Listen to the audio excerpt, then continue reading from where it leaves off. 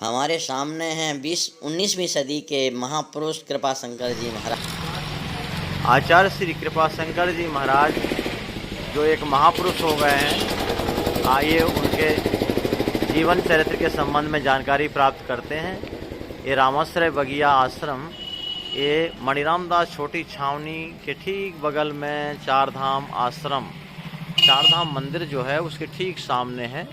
और चलिए अब इनके जो प्रधान शिष्य हैं श्री जगदीश जी एवं मधु जी, उनसे मिलते हैं। सबसे पहले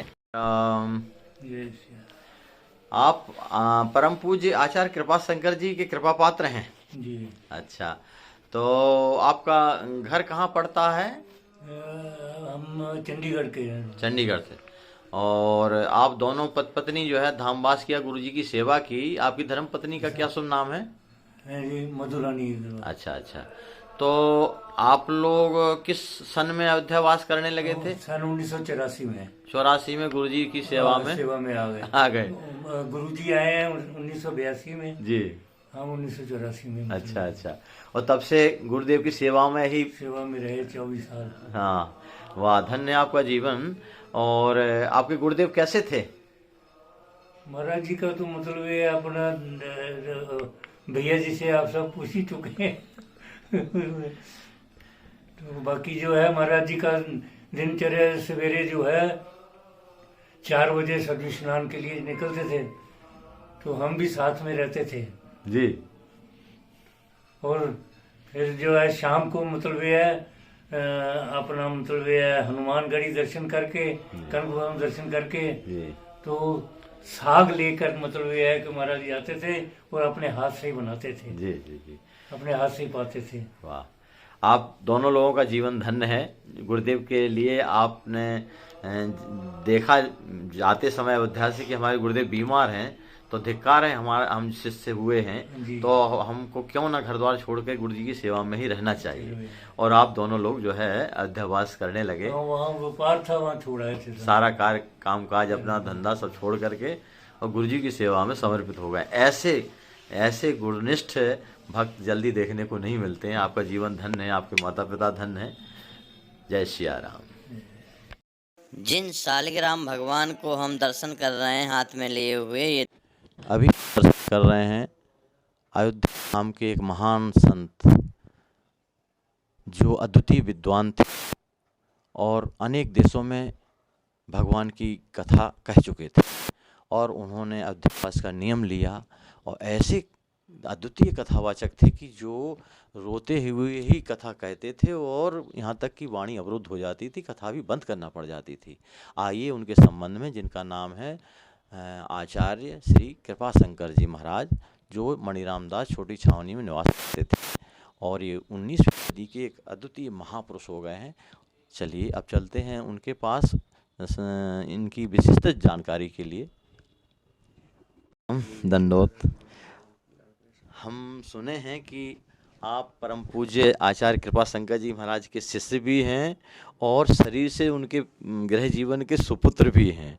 और आज हमारा सौभाग्य है कि आपके दर्शन हो रहे हैं और आपके श्री मुख से हम चाहते हैं कि आचार्य श्री के संबंध में आप हम लोगों को संक्षेप में सारांश रूप में जानकारी दें।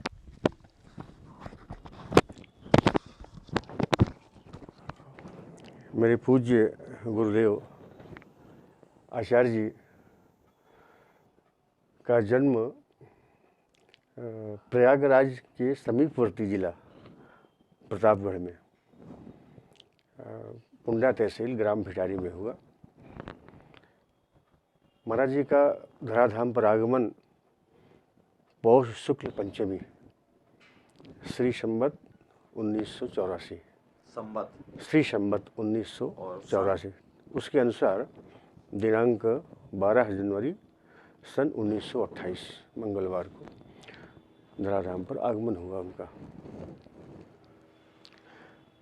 महाराज जी के पूज्य पिताश्री पंडित शंभुनाथ मिश्र, अर्थात आपके बाबा, हमारे पितामह, मेरे पितामह और हमारे प्रपितामह पंडित दुर्गादेव मिश्र, ये परंपरा से पंडित दुर्गादेव मिश्र जी श्रीमद् भागवत के प्रकांड विद्वान। और वे श्रीमद् भागवत की कथाएं केवल प्रतापगढ़ में ही नहीं, केवल उत्तर प्रदेश में ही नहीं, मध्य प्रदेश, छत्तीसगढ़ जो अब बना है, और महाराष्ट्र, यहाँ तक वे कथाएं कहें, श्रीमद् भागवत की कथा कहने में जाते थे। जबकि उस समय यातायात के साधन विशेष नहीं थे, यातायात बहुत दुर्लभ था। जी। फिर भी वो कथाएं यहाँ इस पूरे क्षेत्र में कहते थे। उसका प्रभाव ये हुआ कि हमारे पूज्य श्री महाराज जी, आचार्य जी, जब वे 7 वर्ष की अवस्था थे, उसके पहले से ही श्रीमद् भागवत में अपने बाबा पंडित दुर्गादेव मिश्र की कथा कहने के कारण उनका लगाव हो गया वो। और हमारे पूज्य श्री महाराज जी हमेशा अपने भागवत में कहते थे कि मेरे बाबा ने ये हमको बताया है, श्रीमद् भागवत में मेरे बाबा ने ये हमको बताया। और उनके पिता पंडित शंभू नारायण मिश्र वे भी ज्योतिष के प्रकांड विद्वान थे, कर्मकांड के प्रकांड विद्वान थे, और रामचरितमानस और श्रीमद् भागवत की कथा वो भी कहते थे। हमारे पूज्य पिताजी आचार्य जी की अवस्था जब 7 वर्ष की हुई तो प्रतापगढ़ जनपद में ही उनका एक गोपी संस्कार हुआ। तो आमतौर से देखा जाता है कि एक गोपी संस्कार में प्रथा ये है कि तुरंत ही समावर्तन हो जाता है, परंतु मेरे पितामह पंडित शंभूनाथ मिश्र आचार्य जी को लेकर के सीधे वहाँ से, जैसे ये गोपी संस्कार संपन्न हुआ, तुरंत वहाँ से चले गए वाराणसी, और वाराणसी क्षेत्र में ही वो निवास करने लगे। किस लिए निवास किया? इसलिए कि पुत्र जो है वह वैदिक रीति से संस्कृत शिक्षा प्राप्त करे। मेरी पितामही पूज्या सरस्वती देवी, वे मेरे पितामह पंडित शंभूनाथ मिश्र, मेरे पिता आचार्य जी, ये सब अब बनारस रहने लगे। किस लिए? केवल शिक्षा, समुचित शिक्षा प्राप्त हो संस्कृत की, वहाँ निवास किया। और कुछ दिनों के पश्चात धनार्जन की हो गया जब, तो एक मकान भी ले लिया वहाँ, और स्थायी रूप से वाराणसी में ही रहने लगे। पूज्य आचार्य जी की रुचि श्री रामचरितमानस में ये है, भगवत प्रेरणा से प्रारंभ से ही थी। संस्कृत शिक्षा ग्रहण करने के साथ साथ रामचरितमानस भी वे कंठस्थ करने लगे, और 10 वर्ष की अवस्था में पूरी मानस उनको कंठस्थ हो गई, लगभग पूरी मानस कंठस्थ हो गई। ये भगवती प्रेरणा है और कुछ नहीं। महाराज जी की मुख से मैंने सुना है कि जब उनकी अवस्था 10.5 वर्ष की हुई तो बनारस हिंदू विश्वविद्यालय के संस्थापक महामना पंडित मदन मोहन मालवीय जी को उन्होंने राम कथा सुनाई अपने 10.5 वर्ष की अवस्था में ही। महामना जी बहुत प्रसन्न हुए और बहुत आशीर्वाद दिए महाराज जी को। उनकी स्नातकीय शिक्षा संपूर्ण संस्कृत महाविद्यालय विश्वविद्यालय वाराणसी से हुई। कौन कौन सी उपाधियां प्राप्त किए? और शास्त्री तक, शास्त्री। उनकी डिग्री शास्त्री तक वहाँ तक थी। और तब तक अवस्था उनकी महाराज जी की 20 वर्ष की हो गई, और 20 वर्ष की अवस्था में ही उन्होंने रामचरितमानस का गायन प्रारंभ कर दिया। और उनको वह प्रारंभ का जीवन याद था। वही अपने पैतृक निवास प्रतापगढ़ में जो अभी जिक्र हुई, जब रामचरितमानस कथा कहने लगे, पहली कथा उनकी कलकत्ते में हुई, अब कलकत्ता बदल गया है, लेकिन पहले सनातन धर्म का प्रमुख क्षेत्र था बंगाल, तो पहली कथा उनकी कलकत्ते में हुई। जो वहीं से कथा प्रारंभ किया, जब कथा उनकी प्रारंभ खूब हो गई, तब उनको ये हुआ कि मेरा जन्म प्रतापगढ़ डिस्ट्रिक्ट में है। तो वहाँ देखा उन्होंने और यह पाया कि श्री रामचरितमानस का प्रचार लगभग शून्य है उन दिनों। ये उनको बड़ा क्लेश हुआ, कष्ट हुआ। बहुत खोजने पर रामचरितमानस की एक हल्की सी फटी प्रति उनको प्राप्त हुई।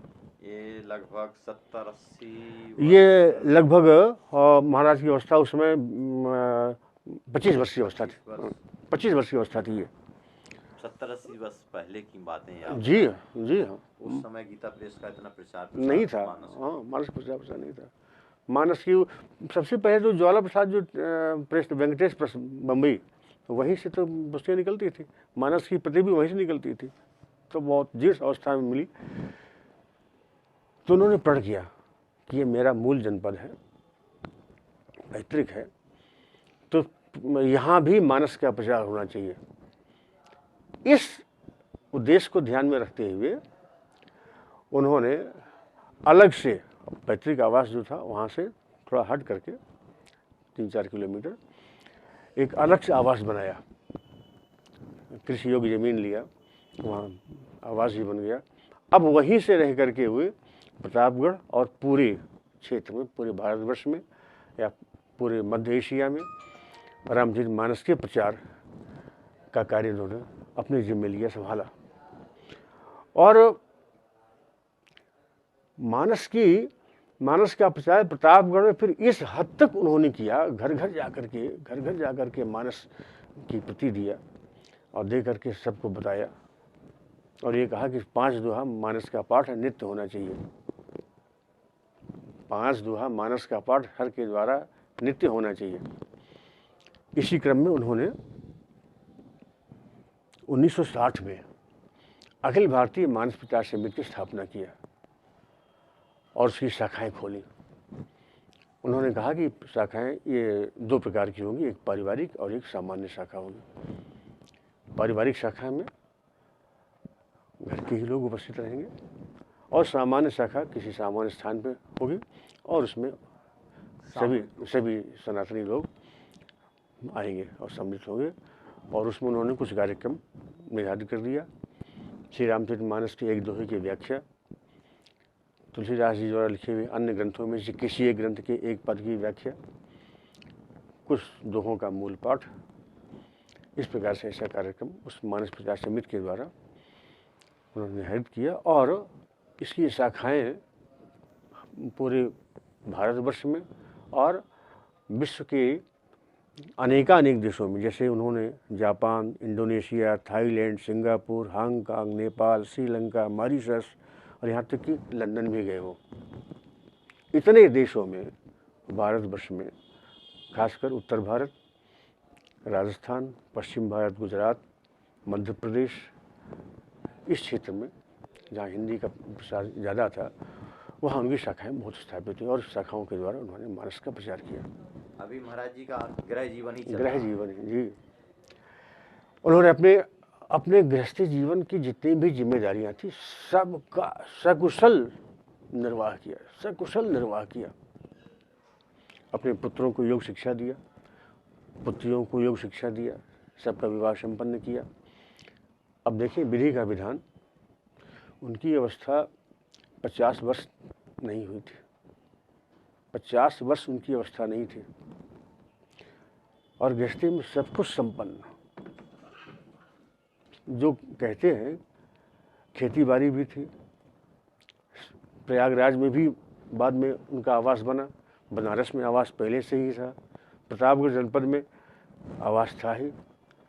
सुसंपन्न गृहस्थ थे वो, पुत्र पुत्रियां, दामाद, बेटे सब संपन्न।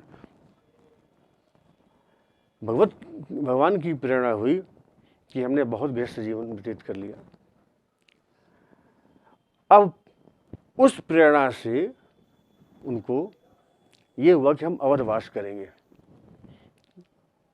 49 वर्ष की अवस्था जब उनकी पूरी हुई, 50 वर्ष 49वें से 50वें के बीच में सन 1980 में यहाँ से अयोध्या जी आगे वास करने के लिए, और घर में सब कह दिया कि मेरा किसी से कुछ नहीं है, केवल श्री अवधवास होना चाहिए। मेरी माँ से कहा उन्होंने, आपको चलना चाहो आप भी चले, लेकिन भगवान की कृपा जिस पर होती है दोनों ने कहा कि मैं तो अपने बच्चों के पास ही रहूँगी। तो वहाँ रहे, उनको भी किसी प्रकार की कोई तकलीफ नहीं, किसी प्रकार की कोई तकलीफ नहीं। अब महाराज जी यहाँ श्रीअवध आके रहने लगे। उन्होंने केवल गृह त्याग नहीं किया,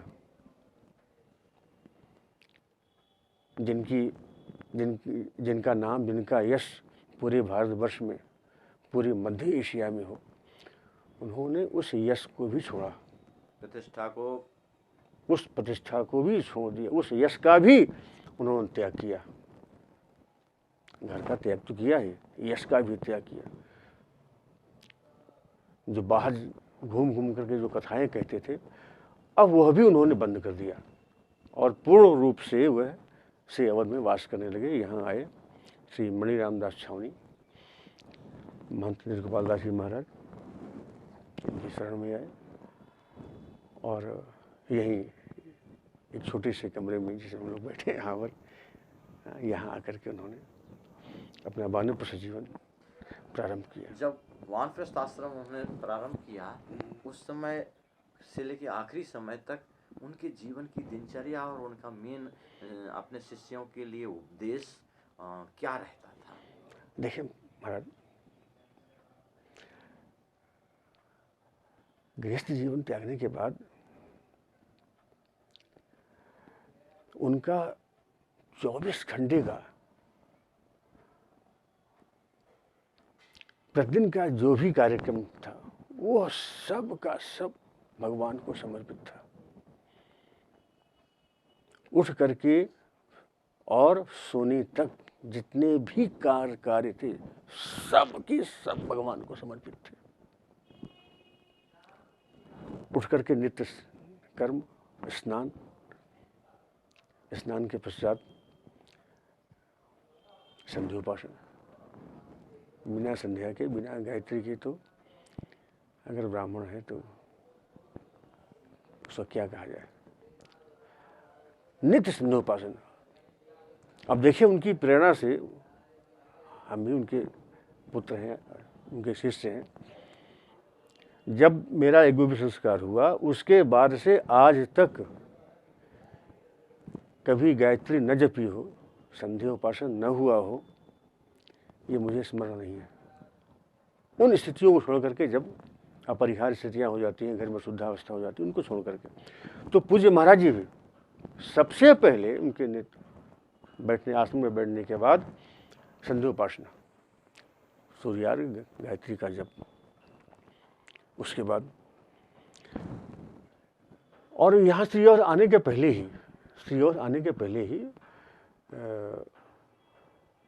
जगन्नाथपुरी के महंत छोटा छत्ता मंज गंगादास जी महाराज, वे पुरी में थे, लेकिन भगवत प्रेरणा से उन्होंने अपना अधिकार महंत की गद्दी अपने शिष्य को सौंपी और सौंप करके वो भी यहीं पर श्री अवध में महाराज जी छोटी छावनी के नीलगोपाल दास जी महाराज जी के शरण में वो भी आए और वो भी यहीं पर रहते थे।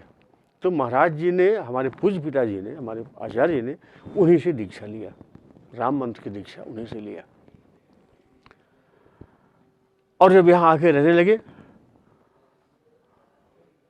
तो नित्य प्रति संध्योपासन, गुरु मंत्र का जप, भगवान शालिग्राम का अर्चन, पूजन, विष्णु सहस्त्रनाम से नित्य तुलसी अर्चन, विष्णु सहस्त्रनाम से नित्य तुलसी अर्चन। और देखें आप कि अगर कभी वो बाहर भी जाते थे तो भगवान उनके साथ रहते थे, और तुलसी की व्यवस्था, उनके तुलसी जी की व्यवस्था भगवान स्वयं करते थे। माघ की अरसे ठंडी में भी उनको तुलसी जी की प्राप्ति हो जाती थी, भगवान की कृपा से। संध्योपासन, गुरु मंत्र का जप, और नित्य स्नान करते जाते समय रास्ते में उनको हमने बिना चप्पल पहने हुए नंगे पैर जब तक उनका शरीर उनका साथ दिया है, सरयू जी स्नान, महाराज जी तो विराजमान में हैं, अब तुम बताते हैं, प्रातःकाली सरयू जी स्नान, और हाँ जी, और अपना जो वस्त्र थे स्वयं निकालते थे, वो किसी को नहीं करने देते थे। और लौटते समय गजेंद्र मोक्ष का पाठ करते हुए आते थे और यहाँ आए। अब उनकी जो कथा में जो भाव विगलित दशा देखने को मिलती तो है, महाराज जी बस तो अब भगवान का अर्चन पूजन अर्चन हुआ। उसके बाद गुरु महाराज जी का दर्शन नित्य, गुरुदेव का दर्शन नित्य, अर्चन के बाद नित्य गुरुदेव जी का दर्शन, छावनी के ठाकुर जी का दर्शन, महाराज जी का दर्शन। उसके बाद यहाँ बैठे और बैठने के बाद ठाकुर की रसोई स्वयं, ठाकुर की रसोई स्वयं बनाते थे। महाराज ठाकुर की स्वयं रसोई बनाते थे। रसोई बनाए, भगवान को प्रसाद मिला, आधे घंटे 15 मिनट विश्राम, ऐसे ही। पर नित्य का उनका नियम था, 1.5 घंटे अध्यापन का नियम था। उससे 45 मिनट श्री रामचरितमानस का अध्यापन और 45 मिनट श्रीमद् भागवत का अध्यापन। यहाँ श्री अवध के गणमान्य विद्वान उनकी कक्षा में आते। तो नित्य पाठशाला, और पाठशाला के बाद फिर अपने आश्रम पर विराजमान होकर के जो भी आते थे उनको भी कुछ उपदेश, सायंकाल भगवान की आरती, उनको प्रसाद और फिर शयन। उनकी पाठशाला के पढ़े हुए कोई विद्वानों के 2-4 नाम अगर याद आ जाए तो बताने की कृपा करें, जो आज कथावाचक बड़े उनकी पाठशाला में तो अनेक लोग हुए। आज मेरे ख्याल से सैकड़ों की संख्या में होंगे महाराज जी। महाराज जी के प्रमुख नंबर 1 आचार्य श्री बालकृष्ण दास जी महाराज। हम आपसे विनती करेंगे कि उनसे भी आप कुछ चिंतन आचार्य जी के प्रति समर्पित करने का कष्ट करें। बालकृष्ण दास विराजमान हैं, आप भी। अस्वस्थ संतों की सेवा के प्रति आचार्य जी का बड़ा भाव। आचार्य जी ने अस्वस्थ संत सेवा ट्रस्ट को एक आशीर्वादात्मक यह लेख लिखकर दिया।